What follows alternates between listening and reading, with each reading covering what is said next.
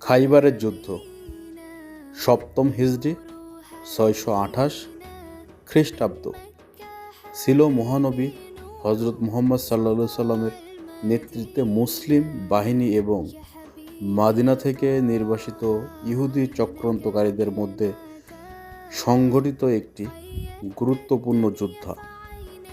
এটি মদিনা থেকে প্রায় ১৫০ কিলো দূরে খাইবার নামক স্থানে ইহুদিদের ষড়যন্ত্রের অবসান এবং ইসলামের প্রভাব বিস্তারে এই বিজয় ছিল অত্যন্ত তাৎপর্যপূর্ণ। আপনারা যে ভিডিওটি দেখতে পাচ্ছেন এটি সেই খাইবার।